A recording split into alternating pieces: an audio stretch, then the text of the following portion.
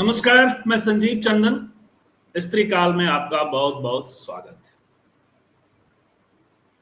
मेरे साथ हैं हेमंत कुमार, वरिष्ठ पत्रकार, बिहार की राजनीति की बारीक समझ रखते हैं, जानकारियां रखते हैं और स्त्री काल के दर्शक इनसे परिचित हैं। इनकी सूचनाओं से यदि आप थोड़ा सा भक्त नहीं है किसी खेमे के, तो आपको बहुत कुछ ऐड ऑन होता है आप आपके विश्लेषण में, आपकी सूचनाओं में।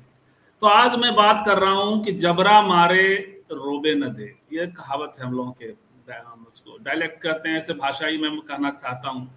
मगही भाषा है, भोजपुरी भाषा है, मैथिली भाषा है, लेकिन कुछ लोग डायलेक्ट कहते हैं तो डायलेक्ट कह लीजिए। ज्यादा अंग्रेजीदा है तो वर्नाकुलर कह लीजिए, लेकिन उसमें एक बात है कि जबरा मारे रोबे न दे। ये जब होता है तो वो किसी भी भाषा में हो, रुलाई जो फूटेगी वो मातृभाषा में ही फूटती है। तो क्या नीतीश कुमार मातृभाषा में रो रहे हैं? मगही की बात कर रहा हूं, क्योंकि बार बार नीतीश कुमार मोदी जी के प्रति अपनी इस बार अनुरक्ति बार बार प्रणाम करते हैं, बार बार दुहाई देते हैं कि गलती से चले गए थे, अब दोबारा नहीं जाएंगे, आदि इत्यादि कहते रहते हैं। एक दूसरे वाले हैं अपने नेता चिराग पासवान। वो हनुमान तो अब आजकल नहीं कहते खुद को, उस पर सफाई भी दे चुके हैं, लेकिन मोदी जी के दुलरुआ होने के हर उस दृश्य को वो कोशिश करते हैं कि वो उपस्थित करते रहे। लेकिन मोदी जी दुलार कर रहे हैं, मोदी जी मलहम लगाते हैं, और जबरा मारे मलहम लग जाता है तो रो भी नहीं पा रहे, या कुछ और होने वाला है। जबरा कौन है? अमित शाह। मैं इसलिए कह रहा हूं कि अमित शाह ने इस बार नीतीश कुमार के वापस आकर सरकार बनाने के पक्ष में अमित शाह नहीं थे, ऐसा कहा जाता है। और अब ऑपरेशन अमित शाह बिहार में शुरू है, लगातार पिछले कुछ महीने से ऐसे चलता है। भागलपुर आने वाले हैं 30 तारीख को। इधर लगातार बिहार में नीतीश कुमार के प्रिय अफसरों पर ईडी के छापे। कल भी छापा हुआ है तारणी दास। और बिहार भी बड़ा विचित्र है, नीतीश कुमार तो हैं ही विचित्र इस मामले में, अफसरों से संचालित होने के मामले में। तो जो रिटायर्ड ऑफिसर हैं उनका वो बड़ा इस्तेमाल करते हैं, जगह जगह बैठा देते हैं। बहुत से अपने प्रिय अफसरों को बैठा, आईएएसओं को बैठा रखा है। ये इंजीनियर साहब हैं तारणी दास, इनके यहाँ रेड। इसके पहले संजीव हंस, वो जेल में हैं, उनसे जुड़े हुए कई लोग जेल में हैं। और संजीव हंस का रिश्ता रामविलास पासवान जी के साथ और चिराग पासवान के साथ बताया जाता है। इधर ये तारणी दास है। इन अफसरों पर रेड क्यों? सरकार तो आपकी है। क्या खेल है ये? क्या वही कि जबरा मारे रोवे न दे, या डराना? और जब टेबल पे लोग बैठेंगे, क्योंकि 243 सीटों का भी खेल है, उन 243 सीटों पर जब सीट बंटवारे का प्रसंग आएगा तो उस वक्त क्या होगा, इसकी भी तैयारी तो नहीं है। दबा कर रखा जाए, सीटों की मांग कम होगी, क्योंकि उन 243 सीटों पर जिनकी दावेदारी है वो इस बार कई सारी संख्या है, कई सारे नेता हैं। खुद बीजेपी और जेडीयू एक बड़ा चंक है, एक बड़ा चंक चाहिए उनको। दूसरा जीतन राम मांझी, तीसरा उपेंद्र कुशवाहा, चौथा खुद चिराग पासवान, और पांचवें छठे लोग भी हैं। मुकेश सहनी अभी क्लियर नहीं हुए हैं कि इधर जाएंगे कि उधर जाएंगे, क्योंकि अमित शाह और उन सबसे उनके रिश्ते और सब बताते रहते हैं। तो ये सब है सीन आने वाला। तो क्या उसके लिए सब किया जा रहा है, या नीतीश कुमार को अप्रासंगिक करने के लिए किया जा रहा है, डराने के लिए किया जा रहा है? क्या होने वाला है? क्या एनडीए इंटैक्ट रहेगा? इन सब बातों पर अभी हम अगले आधे घंटे में एक इनसाइड व्यू लेंगे। इनसाइड व्यू इसलिए कि बिहार के पत्रकार हैं, और जो सत्ता का जो गलियारा है, जो समीकरण है, उसके भीतर जानते समझते गुजरते रहते हैं। हेमंत जी, एक बार फिर से आपका बहुत बहुत स्वागत है। ये क्या हो रहा है बिहार में? मोदी जी का मलहम और अमित शाह का कोड़ा।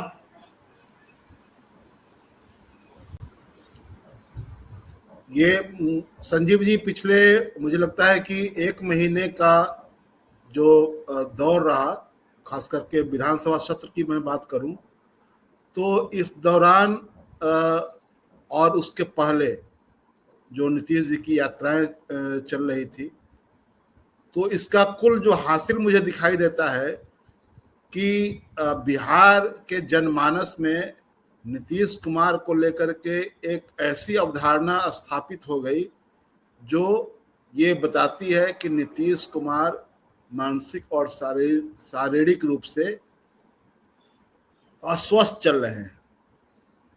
और यह किसी भी नेता के को लेकर के इस तरह की अवधारणा बहुत ही उसके लिए नुकसानदायक और खतरनाक होती है। तो ये अवधारणा अगर बनी है तो इसमें मैं बीजेपी का बड़ा योगदान मानता हूं, क्योंकि एक बड़े पार्टनर होने के नाते नीतीश जी का जो राजनीतिक इस्तेमाल हो सकता था वो हुआ, लेकिन नीतीश जी की छवि को लेकर के, नीतीश जी के स्वास्थ्य को लेकर के उस पर कोई ज्यादा तवज्जो देता हुआ मुझे नहीं दिखा। तो इस आधार पर मैं ये नतीजा निकालता हूं कि ये इस पूरे प्रकरण में लगता है कि नीतीश जी ने एक वो और ये अलविदा मोड में वो दिखाई दे रहे हैं। उन्होंने सदन के भीतर जिस तरह से नेता प्रतिपक्ष और पूर्व मुख्यमंत्री विधान परिषद में राबड़ी देवी के साथ जिस तरह का व्यवहार किया, उसके बाद जो उनका व्यवहार रहा कल के फोटो सेशन के दौरान, वो हाथ जोड़े तो हाथ जोड़े हुए रह गए। विजेंद्र ये यादव उनका हाथ पकड़ करके नीचे कर रहे थे। उसके पहले आपने पाटलिपुत्रा स्पोर्ट्स कॉम्प्लेक्स में जो नीतीश जी का ये राष्ट्रगान के समय जो पूरा उनकी भावभंगिमा थी, जिस तरह वो प्रधान सचिव अपने दीपक कुमार के साथ जिस तरह उनको धक्का देकर के उनसे बात करने की कोशिश कर रहे थे, तो ये सब जो है पूरा परसेप्शन आखिरकार क्या बता रहा है? ये बता रहा है कि अब कोई कितना भी कह ले कि नीतीश कुमार को मुख्यमंत्री का चेहरा बना दिया जाए फिर से, ये बिल्कुल असंभव है। क्योंकि जब इंटरनल मीटिंग होगी बंद कमरे में, तो मैं एक ये काल्पनिक दृश्य आपके सामने रख रहा हूं कि जब इंटरनल मीटिंग होगी बंद कमरे में और उस समय ये कोई कहेगा नीतीश जी की तरफ से या नीतीश जी की पार्टी की ओर से या कोई भी जो उस बैठक में शामिल होगा कि हम लोगों को नीतीश जी का चेहरा आगे करके उनको मुख्यमंत्री के रूप में प्रेजेंट करके और चुनाव लड़ना चाहिए, तो इसका जवाब क्या होगा? मैं काल्पनिक जवाब आपको बता रहा हूं। उसका जवाब होगा कि क्या आप लोग पागल हो गए हैं, किस तरह की सलाह दे रहे हैं? बताइए तो। इनको लेकर के अगर हम लोग जाएंगे तब तो चुनाव में हम लोग का बंटाधार हो जाएगा। ये जिस तरह से कर रहे हैं, जो इनकी हालत है, उसमें क्या हो सकता है?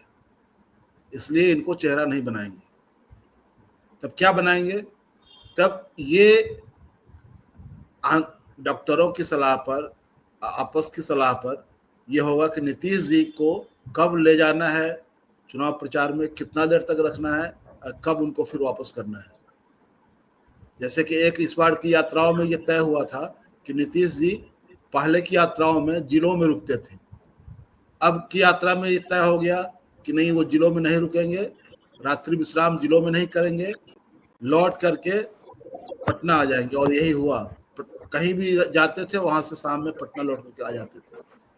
तो ये जो पूरा परसेप्शन है वो नीतीश जी के खिलाफ है, और नीतीश जी ने अपने व्यवहार से यह साबित किया है कि ये क्या हो रहा। ये जो नीतीश जी के, ये बताइए सर, ये तो उनकी बीमारी का मामला है, लेकिन एक तरफ नरेंद्र मोदी जी के साथ लगातार एक खोजी रिश्ता, दोनों, आप दोनों के बारे में, नीतीश और चिराग दोनों को लीजिएगा, और ये जो ईडी रेड है इसको आप कैसे देखते हैं?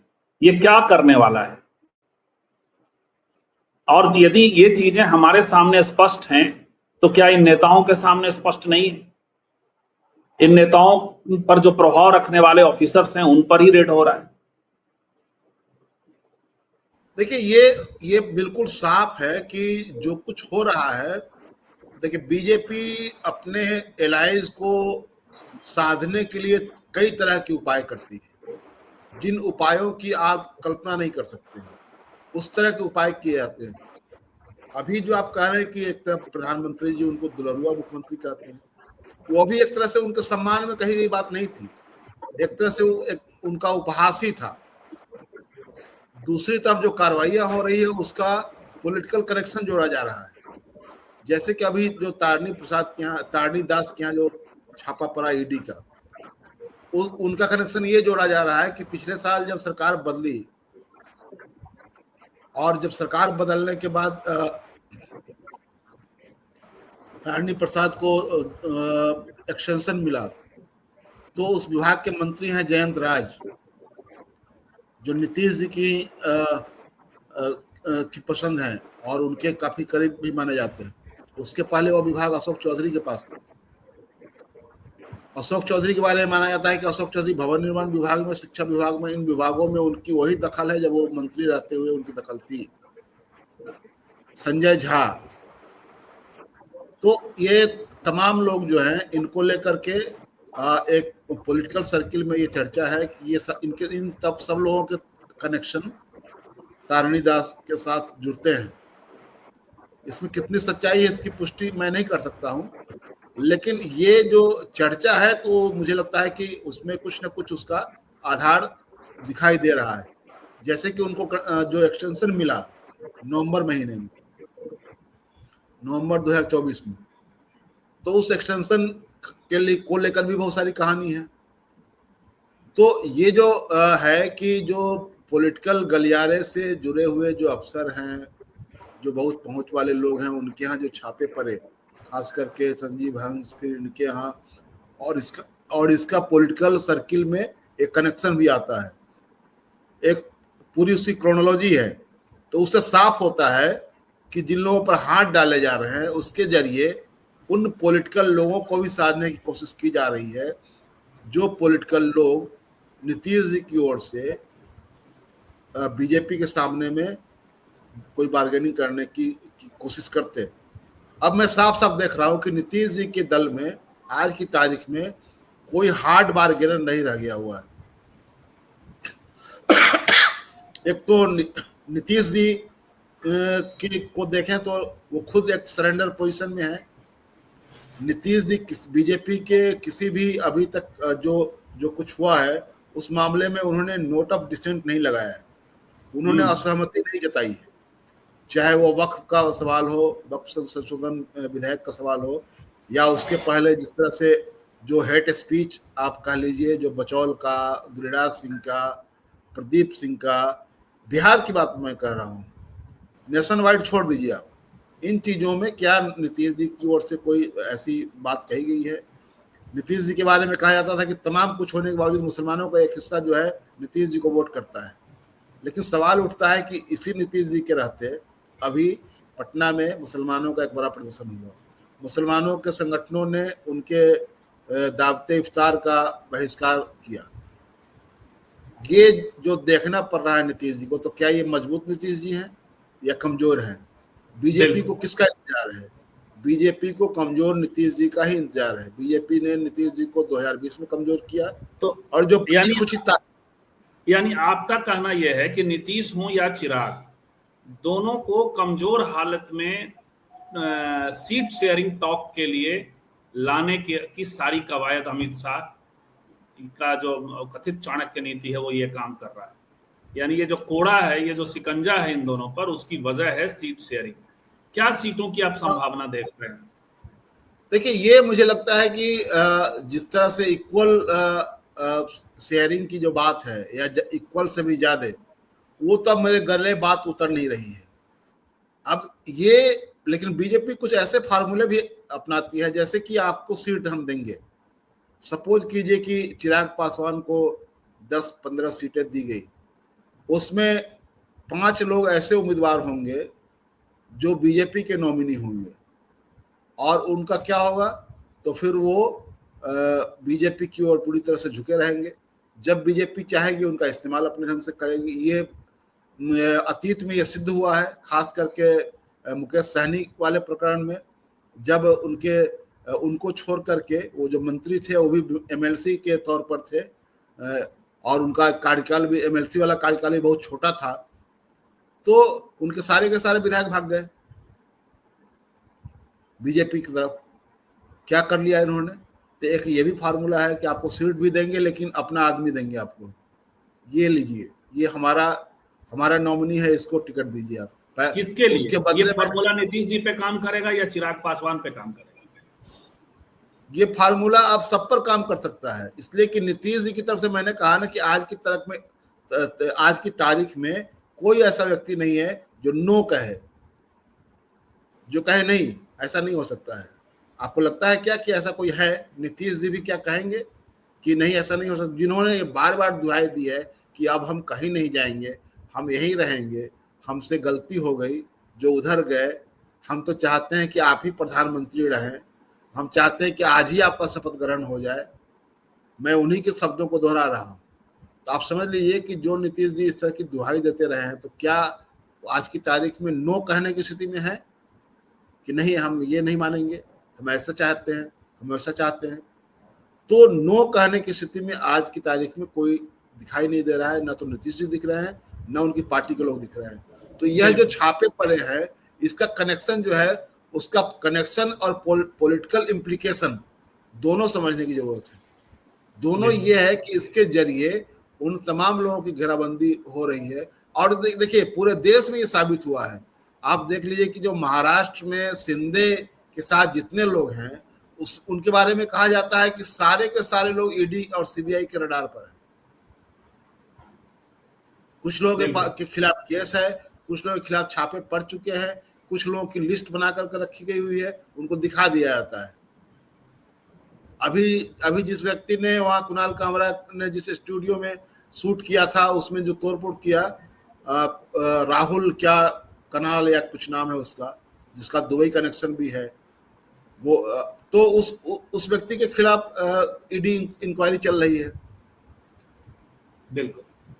तो ये कुल मिला के हेमंत जी आप ये कहना चाह रहे हैं कि डर वगैरह के जरिए सीटों की संख्या बेमानी हो जाएगी, यानी किसको कितनी सीटें मिल रही हैं इसका कोई अर्थ नहीं रह जाएगा। बीजेपी ही अपने कैंडिडेट लड़वाएगी सभी सीट, मतलब ज्यादातर सीटों पर, ऐसा आपका कहना है? बिल्कुल, उस कई तरह के प्रयोग होंगे, आप जान लीजिए। और वो तो ऐसे भी प्रयोग होंगे कि सिंबल पर कोई लड़ेगा और निर्दलीय भी कोई लड़ेगा। आप वहां का उदाहरण सामने है ना, बहुत दूर नहीं है, धमदाहा का याद कर लीजिए। वो क्या नाम है जो वहां से जीते? शंकर सिंह। धमदाहा वो देख लेंगे जी। धमदाहा या रुपौली, कौन, ये कंफ्यूज कर रहा हूं मैं। बीमा भारती वाला चुनाव क्षेत्र। हाँ, रुपौली था वो। हाँ, रुपौली जी। तो वहां ये प्रयोग तो हुआ। रुपौली से जीतने वाला नाम है, खैर हाँ आप बात जारी रखें। शंकर सिंह के बारे में तो मैं इस फार्मूले की चर्चा कर रहा हूं कि जब वहां विजय सिन्हा ने वहां कहा कि शंकर भी तो अपना ही आदमी है। बीमा भारती भी हारी, जदयू का उम्मीदवार भी हारा, और जीता कौन? जिसके बारे में विजय सिन्हा ने कहा कि शंकर भी तो अपना ही आदमी है। तो गठबंधन भी था, ज्वाइंट चुनाव प्रचार भी हो रहा था, लेकिन आशीर्वाद जो है वो शंकर सिंह को मिला था, इंडिपेंडेंट कैंडिडेट को हासिल था। आप समझ रहे हैं इस फार्मूले को कि ये जो फार्मूला है कैसे आजमाया जाता है? तो बीजेपी के पास अनंत फार्मूला है। यानी आप कहना, यानी ये तो इसका अर्थ ये हुआ कि किसी भी कितना भी प्रताड़ित किया जाए, अमित शाह का कोड़ा कितना भी चले, चिराग पासवान और नीतीश कुमार सीट मायने नहीं रखता है, बीजेपी के बर्डन के साथ एनडीए में बने रहेंगे, आपका ये कहना है? ये खास करके अभी हम लोग बातचीत कर रहे हैं हेमंत जी, लगता है कोई इशू? हाँ, तो आपका कहना है कि ये सारे कोड़े सहते हुए भी ये बने रहेंगे, मायने नहीं रखता कि कितनी संख्या होती है। लेकिन मेरा एक सवाल और है कि क्या ऐसा होता है क्या कि आप परसेप्शनल स्थितियों में आप लगातार ईडी के हमले हैं, ये बताया जा लग रहा है कि बीजेपी आपकी छवि जो गिर रही है उसमें उसका भी योगदान है, और आप एक गठबंधन में लगातार बने रहें। किन कारणों से बने रहेंगे? आपको इसका अर्थ ये होता है कि फिर एनडीए का एज है चुनाव में, तभी तो आप बने रहेंगे। देखिए सत्ता मिलने की संभावना जहां रहेगी वहीं से आप बने रहते हैं, अदरवाइज तो आप निकल लेंगे। देखिए नीतीश जी के पूरे पॉलिटिकल करियर में इतने सारे सेट्स हैं और इतने अलग अलग तरह के सेट्स हैं जिसकी कल्पना आप नहीं कर सकते हैं।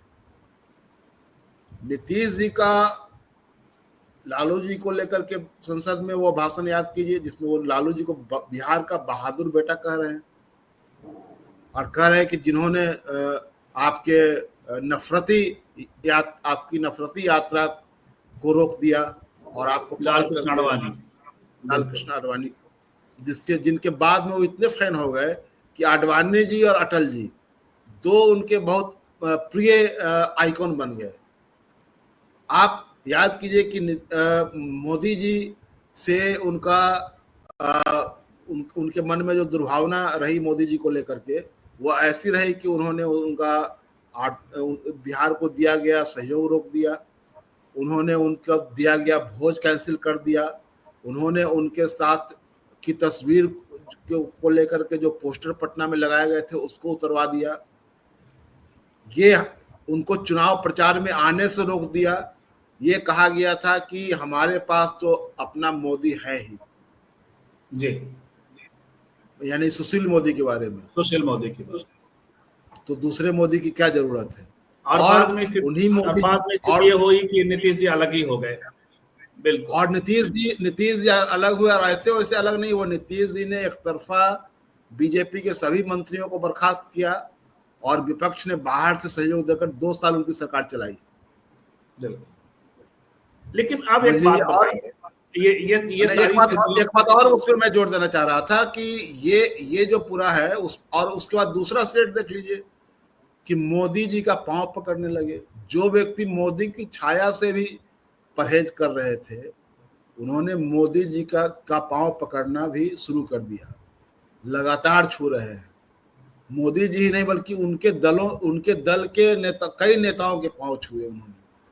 आज तक आप याद कीजिए, उन्होंने किसी आरजेडी के नेता का पांव छुआ हो, उन्होंने किसी एमएल के नेता का पांव छुआ हो, उन्होंने मान लीजिए कि दूसरी जगह मुलाकात नहीं होती, विधानसभा में तो सब लोगों से मुलाकात होती है, तो ऐसी गलती उन्होंने किसी एनडीए गठबंधन के किसी नेता के बारे में खास करके तब जब उस गठबंधन में रहे हो तब ये बताइए कि उनकी जो बीमारी है, उनकी जो बीमारी की बात है, वो बीमारी भी एक खास किस्म की राजनीति है। हाँ बिल्कुल, मैं कह रहा हूं कि देखिए इस तरह का मेंटल स्टेट, अब तो जो डॉक्टर जो विशेषज्ञ होंगे वो बताएंगे कि इस तरह की भी एक बीमारी होती है जिसमें अपना और पराया भी नजर आता है। नहीं, इसमें देखिए, इसमें 2 तरह के, डिमेंशिया है तो आप भूल जाते हैं, और सिजोफ्रेनिया है तो कई बार जो अपने हैं वो पराये लगते हैं, और ऐसे मरीजों को मैंने देखा है, और जो पराये हैं वो अपने लगते हैं, और उनको लगता है जो आपका शत्रु है आप उसके प्रति नत हो जाते हैं, उसके प्रति आप ज्यादा भाव अच्छा रखने लगते हैं, और जो आपका केयर करने वाला है उसके लाठी लेके भी आप दौड़ सकते हैं। तो ये भी एक खास किस्म का एक नेचर होता है ये सिजोफ्रेनिया। तो पता नहीं क्या है, कैसे, अब बीमारी को छोड़िए, एक बात बताइए कि ईडी का डंडा और नीतीश जी का बीमार होना, इन सब के बीच जदयू के नष्ट होने की संभावनाएं तो फिर बढ़ जाती है, टूट फूट जाने की संभावना। तो आप कितना जेडीयू को जीवित देख पा रहे हैं अगले चुनाव में? समझ लीजिए संजीव जी कि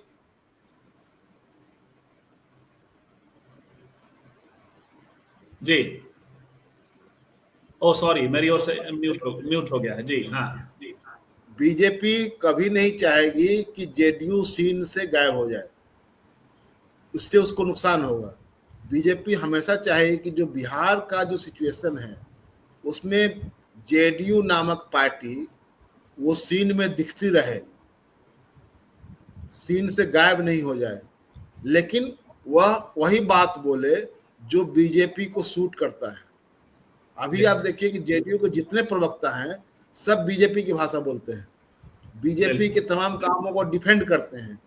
तो बीजेपी को ऐसी पार्टी चाहिए, और इसलिए कि ताकि जो अगर आप साफ कर देंगे उसको, अगर पिक्चर फ्रेम से उसको काट के हटा देंगे तो पिक्चर तब तो बाइपोलर हो जाएगा, उसमें तीसरा नहीं बचेगा तब। अच्छा, एक हाइपोथेसिस हमारे आउटसाइड पैनलिस्ट ने दिया है कि बीजेपी नीतीश को हटाकर चिराग को चेहरा बना सकती है। ये कोई असंभव बात नहीं है, क्योंकि बीजेपी ने बहुत सारे ऐसे प्रयोग किए हैं, लेकिन अभी जो बड़ा परसेप्शन ये है कि बीजेपी चाहती है कि इस बार यहाँ पर किसी सवर्ण को कमान मिले, लेकिन वो चुनाव से पहले बहुत कॉशस रहेगी कि इस तरह की बात नहीं जाए, क्योंकि ये बात उसके खिलाफ चली जाएगी। तो लेकिन उसका पूरा ये जोर है इस दिशा में कि पूरा इसको कंसोलिडेट करने के लिए, और एक तरह से जो मैं कह रहा हूं कि जो सवर्ण वर्चस्ववाद और ब्राह्मणवाद की जीवन के प्रत्येक क्षेत्र में उसकी स्थापना जो है वो उसका एक लक्ष्य है, और इस लक्ष्य को हासिल करने के लिए ये जरूरी है। तो वो प्रयोग कई तरह के कर सकते हैं, लेकिन एक प्रयोग जो आप बताया आपने चिराग पासवान के बारे में, उसका एक एंटीथेसिस भी है जो मैंने आपको बताया कि ऐसा भी है, क्योंकि चिराग को लेकर कोई मजबूरी उनके सामने नहीं है कि चिराग, ऐसा नहीं है कि वो जाने वाले हैं कहीं। चिराग ने अपने आप को नत्थी कर लिया है, जीतन राम मांझी ने अपने आप को नत्थी कर लिया है उनके साथ। और दलित नेताओं से भय भी होता है इस तरह के। जैसे जीतन राम मांझी जब आ गए थे तो चुनौती पेश कर दिया था उन्होंने। और बाबूजी के बारे में भी कहा जाता है कि इंदिरा गांधी ने सिर्फ प्रधानमंत्री इसलिए उनके सामने उनके सलाहकारों ने कहा कि बाबूजी आएंगे यदि जगजीवन राम, तो आपको फिर वो उनको हटाना मुश्किल हो जाएगा, क्योंकि दलित लाइन पे और बहुत एक वोट वर्ग है जो इस तरह से वो चीजें हो जाएंगी। ये एक खास परसेप्शन रहा है, तो ये बात भी चिराग के खिलाफ जा सकता है। जी, तो मैं कह रहा था कि इन दोनों ने बीजेपी के साथ अपने आप को नत्थी कर लिया हुआ है, इसलिए इनको चेहरा के रूप में लाना, अभी जो सिचुएशन है उसमें कोई ऐसा नहीं है जिससे बीजेपी की मजबूरी हो सकती है। हाँ, इसकी चर्चा बीजेपी करवा सकती है ताकि जो उनका आधार वोट है उसको कंसोलिडेट किया जा सके अपने पक्ष में। तो चर्चाएं इस तरह की चलवाने में बीजेपी माहिर है। वो कई साथ एक ही पद के लिए, एक ही कुर्सी के लिए वो कई लोगों के नाम की चर्चाओं पर और वो सब कुछ कर सकती है हेमंत जी, वो सब कुछ कर सकती है, सत्ता में है इसलिए जो। लेकिन ये बताइए कि क्या कलाकारी है कि अफसरों पे आप रेड मार रहे हैं, अफसर बेईमान हैं, अफसर जेल जा रहे हैं, लेकिन उसी विभाग का कोई मंत्री जेल नहीं जा रहा है। ये जो तुला संतुलन है ईडी कर रही है, यही विपक्ष शासित राज्य होता तो अब तक तो 2-4 मंत्री जेल जा चुके होते या बीजेपी के पाले में चले गए होते। जी बिल्कुल। आप ये बताइए कि अभी जो जिन लोगों पर छापे पड़े हैं, क्या ऐसा है कि सिर्फ वहीं ऐसा कुछ हो रहा है? मैं दावे के साथ कह सकता हूं कि किसी विभाग को आप अलग नहीं कर सकते हैं कि जहां ऐसा नहीं चल रहा है। उसमें पिक एंड चूज साफ, उसके कई तरह के एंगल है उसमें कि किसको दबोचना है, किसको अभी किनारे रखना है, किस पर चढ़ाई करनी है, किसको छोड़े रखना है। ये सारा चीज जो है, क्योंकि देखिए ये इस तरह के ओहदों पर जा करके उसका सीधे पॉलिटिकल कनेक्शन होने लगता है, और वो पॉलिटिकल कनेक्शन के बिना ये सब होता नहीं है कि ये बड़े पद हैं ये सब। यहाँ बैठे हुए लोग जो है वो कहीं ना कहीं से वो पॉलिटिकल सर्किल के साथ उनका एक एसोसिएशन होता है, और इसलिए उनको वो निशाने पर होते हैं। उसमें उनका किस तरह से पॉलिटिकल इस्तेमाल हो सकता है, उनके कनेक्शंस का, उनका जो पूरा ये कैसे कैसे लोगों के साथ उनका ये है, तो इन तमाम चीज़ों का ध्यान तो रखा ही जाता है। अब उसमें यह है कि देखिए कुछ चीज़ें होती है कि जो प्रशासनिक महकमा है, चाहे इन चीज़ों को देखने वाला महकमा जो है वो अपने ढंग से इनिशिएटिव लेकर करता है। कुछ चीज़ों में कुछ गाइडलाइन आती है, कुछ इंस्ट्रक्शंस आते हैं जिसको फॉलो किया जाता है। लेकिन ये है कि चाहे तो अगर स्वाभाविक प्रक्रिया में हुआ तब भी पॉलिटिकल उसका एनालिसिस होता है, और जो सत्ता में लोग हैं वो उसमें उसके अंदर वो झांक होगा करके ना, बीजेपी शासित राज्यों में वो स्वाभाविक प्रक्रिया नहीं आती है क्या? लेकिन अब एक आखिरी सवाल इस शो, आज के शो का, कि लेकिन विपक्ष क्या कर रहा है? जैसे आप दो तीन चीजें हैं, एक तो कि ऐसी चीजों को जनता के बीच में ले जाना और बताना कि मंत्रियों को कैसे छोड़ा जा रहा है, क्या नेक्सस है, ये जो सुशासन की छवि, क्या कायदे से आप विपक्ष को ले जाते हुए देख पा रहे हैं? एक सुधाकर सिंह ने जो मुद्दा उठाया, आरजेडी के सांसद ने, खास करके दो अफसरों के साठगांठ से जो मुख्य सचिव हैं दीपक कुमार, उनकी बेटी को फायदा पहुंचाए जाने को लेकर, उसको भी कितना कायदा जो मुद्दा बनना था वो क्या बना पा रही है आरजेडी, या और भी विपक्ष के लोग बना पा रहे हैं? देखिए, ये जब ये दीपक कुमार की बेटी ईशानी का जब मामला सामने आया था, तो उस समय ये लग रहा था कि बड़ा मुद्दा बनेगा, लेकिन उसमें आनंद किशोर, दीपक कुमार के रिश्तों की परत भी खुली कि दोनों आपस में साला बहन हुई हैं, फिर कैसे दोनों मिलकर कैसे ईशानी को मदद कर रहे हैं, उनके जो पुत्र हैं उनको कैसे मदद कर रहे हैं, ये सारी बातें आई। सुधाकर सिंह ने बहुत कैटेगरिकली 2-3 दिन उन्होंने उसको फेसबुक लाइव किया, मीडिया ने उसको तवज्जो नहीं दिया, मीडिया में बहुत कम या बिल्कुल नहीं खबर छपी, तो इस लेवल तक उसमें काम हुआ। लेकिन उम्मीद की जा रही थी कि विधानसभा की बैठक चल रही है तो किसी न किसी दिन इस मुद्दे पर विपक्ष की ओर से हंगामा होगा, सरकार से जवाब तलब किया जाएगा, लेकिन ऐसा हुआ ही नहीं, ऐसा देखा ही नहीं गया।